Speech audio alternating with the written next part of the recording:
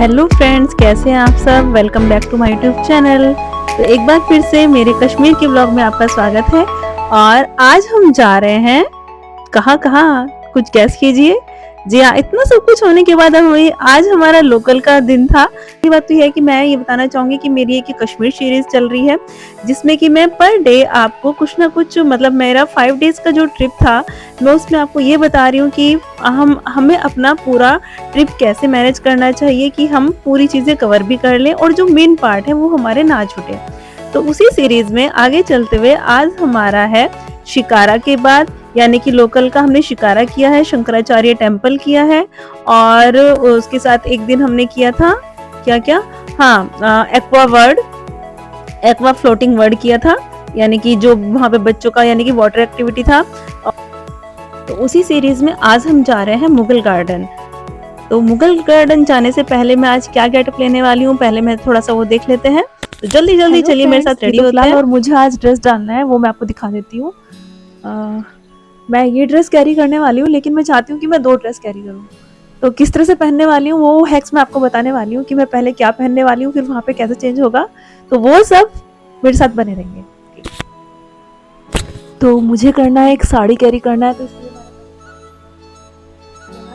ये ब्लाउज पहन के अभी मैं स्कर्ट पहनने वाली हूँ। स्कर्ट पहनेंगे और उसके ऊपर हम टॉप। तो मतलब जब कहीं चेंज करना होगा ना, तो ऊपर से साड़ी रख हम इसको कवर कर लेंगे। तो अभी फिलहाल देखते हैं क्या गेटअप आता है।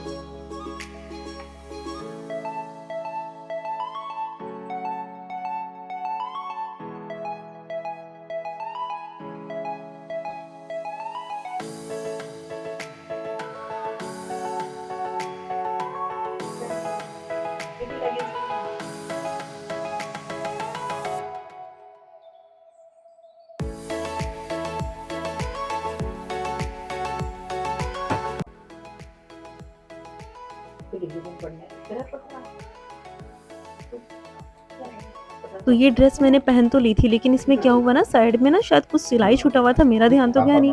तो मम्मी ने एकदम देखा, तो मम्मी आई और फिर मम्मी ने, तो होता ही है कि मतलब सब चीज़ों का रामायण इलाज मम्मा कर देती हैं कि इसका ये हो सकता है। तो मम्मी ने तब भी वहाँ पे उसको खैर स्टिच किया। और फिर मेरा बाद में ये, मतलब पहले तो मुझे ये हो गया था कि मुझे चेंज कर देना चाहिए, लेकिन लगा कि इतना भी नहीं था, छोटा सा था, तो लगा कि ठीक हो सकता है। तो इसीलिए फिर हमने इसको ठीक कर दिया जल्दी से। और ये मेरा फाइनल गेटअप। तो अभी हम सब रेडी हो चुके हैं, तो चलते हैं अभी हम आगे, और वहाँ के बारे में मैं आपको धीरे धीरे अपनी वीडियोस में बताती रहूँगी।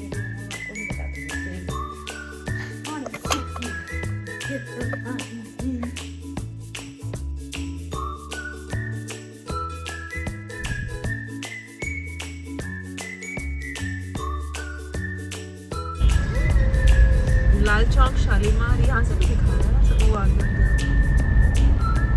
एक साइड डल लेक है। और हम आ चुके हैं दोबारा, लेकिन आज हमारा मैप अच्छा बनाया है। मुगल गार्डन के लिए हमको आधा घंटा घूम के लग गया। भाई साहब क्या दे रहे हैं, इधर से शुरू हुए, ठीक है, यहाँ पे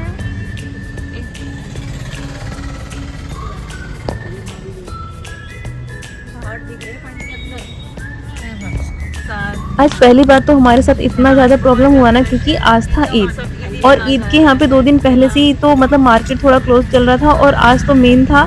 तो आज और ज़्यादा रश इतना था, मतलब आज मार्केट बंद नहीं था, लेकिन हर जगह इतना ज़्यादा भीड़ था, बहुत ज़्यादा। तो क्या ही बताएं कि हमें मोस्टली जो रास्ते थे वो बंद थे, और हम लॉन्ग वे से यहाँ पर पहुँचे थे।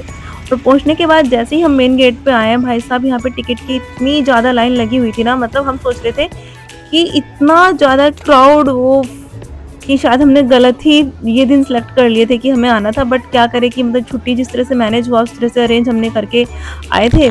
तो खैर यहाँ पे इतना लंबा टिकट के लिए तो लाइन नहीं लगा हुआ था, बट फिर भी टिकट लेना था, तो मतलब ज़्यादा फेयर भी नहीं था, 25 के नियर अबाउट यहाँ पर फेयर था पर पर्सन।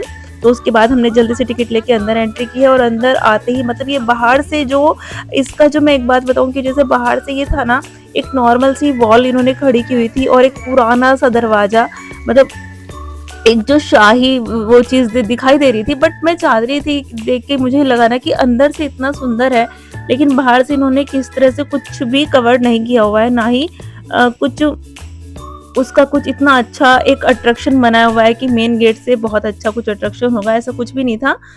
बाहर से एकदम सिंपल था और अंदर बहुत अंदर जाके बहुत ज़्यादा सुंदर था। तो मैं यही यहाँ पे कह रही थी आने के बाद कि कभी भी ना इंसान को बाहरी सुंदरता पे, यानी कि आउटर ब्यूटी पे नहीं जाना चाहिए, हमेशा हर चीज़ को अंदर तक देखना चाहिए। तो वही मैं थोड़ा यहाँ पे आके रियलाइज़ कर रही थी कि मेरा एक बार मन हुआ था कि मेन गेट को देख के कि छोड़ो ना, क्या करना है।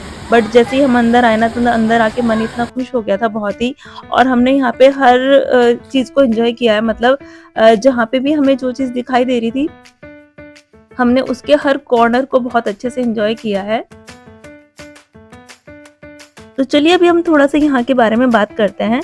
तो मुगल गार्डन जो है, ये अपना एक मतलब फ़ारसी शैली में बना हुआ है, और यहाँ पे मेनली जो चीज़ें हैं वो है यहाँ के ऊपर ये छोटे-छोटे जो फाउंटेन बनाए हुए हैं, और मेन तो अगर हम कहें तो ये भी यहाँ पे सीज़नल फ्लावर के लिए ही फ़ेमस है। मुगल गार्डन जो है, इसके मेन 3 पार्ट बनाए गए हैं, शालीमार बाग, निशात बाग और चश्मे-शाही। तो शालीमार बाग की अगर हम बात करें तो उसे प्रेम का बाग भी कहा जाता है, और ये सबसे बड़ा मुगल उद्यान है, जिसे कि सम्राट जहांगीर ने अपनी पत्नी नूरजहां की याद में 1619 में बनवाया था। और इसमें क्या है ना, इसमें 4 सीढ़ीदार रास्ते बनाए गए हैं, और एक शानदार एक मतलब बीच में मंडप भी बनाया गया है। तो ये तो रहा शालीमार बाग के लिए। अगर हम निशात बाग की बात करें, तो निशात बाग का दूसरा नाम, मतलब उसको हम आनंद का बाग, एक तरह से आनंद का बाग भी कहते हैं, जिसमें कि बड़ा सीढ़ियों वाला गार्डन बनाया गया है। और इसकी अगर हम बात करें कंस्ट्रक्शन की, तो इसका जो डिज़ाइन है वो मिर्ज़ा अबुल हसन ने 1634 में बनाया था। इसके बाद हम इसके थर्ड पार्ट की बात करें तो आता है चश्मे-शाही। ये यहाँ पर सबसे छोटा एक गार्डन है, जिसमें कि सबसे, यानी कि इसको ना एक मतलब बहुत ही सुंदर एक माना जाता है, अंतरंग बनाया गया है इसको बहुत ही। और मतलब मेनली क्या है ना, इसमें पहाड़ी और झरने, मतलब पहाड़ी झरने के चारों ओर से ये बना हुआ है। और लास्ट अगर हम बात करें तो वो है परी महल, जिसे कि राजा दारा शिकोह थे, तो उन्होंने इसको अपनी वेधशाला और पुस्तकालय के रूप में उसका वो उपयोग करते थे।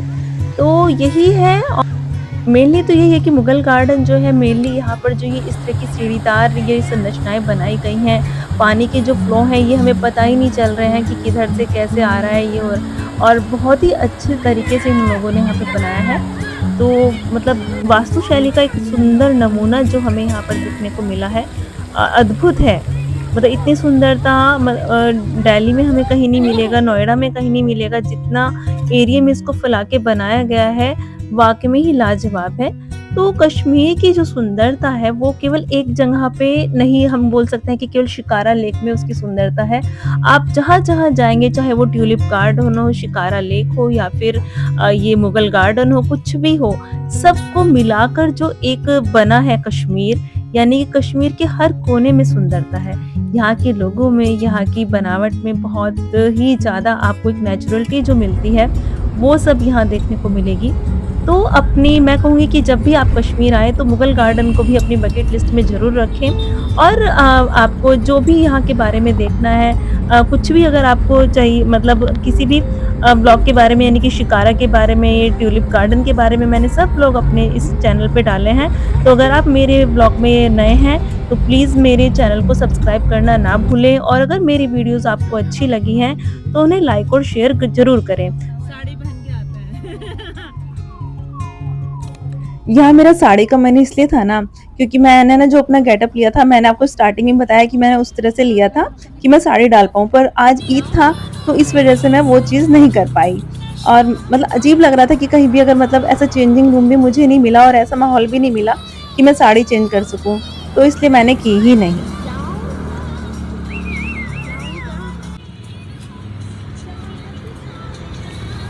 जा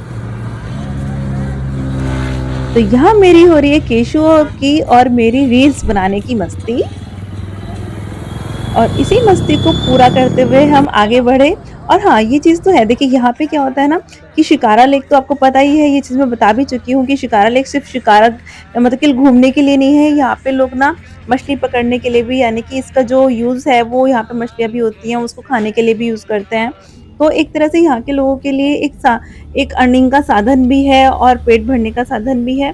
और अभी हम अपनी इस जर्नी को आगे बढ़ाते हुए चल रहे हैं। अभी हमें थोड़ा-थोड़ा भूख लगने लगा था, थोड़ा थक चुके थे, तो इसीलिए हम निकले हैं आगे थोड़ा कि देखते हैं कि आज हम क्या कर सकते हैं, और क्योंकि हम सोचते हैं कि हम 1 दिन में कम से कम अपनी 2 डेस्टिनेशन तो कवर कर पाएँ। लेकिन आज ना यहाँ पे एक तो धूप भी बहुत ज़्यादा था, तो हम थोड़ा-सा थक भी चुके थे और मतलब ये नहीं लग रहा था कि अभी मतलब और जगह अगर हम गए तो हमें वो क्लोज़ ना मिले।